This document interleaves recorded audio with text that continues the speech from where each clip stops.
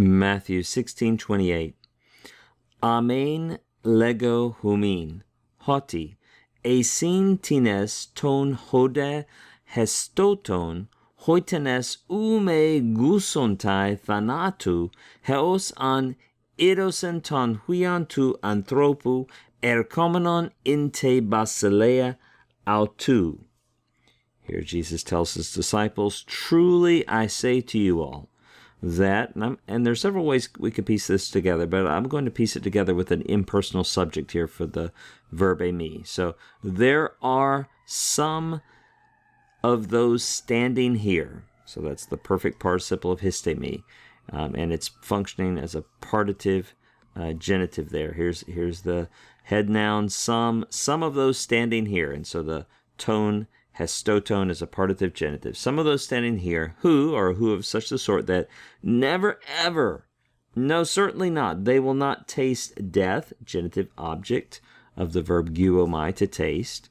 They will not taste death until they see, there's a lengthened vowel. It's building on the second aorist form, adon. We lose our augment, and our ending, we have id, plus our subjunctive ending. That's just a second aorist. Active, subjunctive, third person plural, until they see the Son of Man coming, and this participle here is accusative masculine singular, to match the accusative masculine singular ton huian. I would label it a supplementary participle. There's different ways of labeling that, but clearly it's talking about the Son of Man coming in his kingdom. Brief interpretive note, though we might initially be surprised at how Matthew guides us in interpreting this statement, if you look at the next verse in Matthew 17:1, I think it seems very clear that he's saying that Jesus' transfiguration is the fulfillment of this. Where else do we find the specificity after 6 days? That very specific reference. You can see similar language in Luke, similar language in Mark, and I think we're supposed to understand that transfiguration is a fulfillment of this. Let's also remember a few things, that when you have ume, that also is a marker of the subjunctive.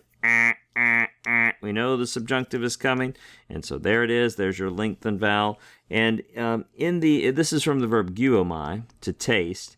And when ume is sometimes followed by future, but it's usually followed by an aorist subjunctive. And in fact, when it is followed by the subjunctive, as you would expect, 100% of the time it's an aorist subjunctive.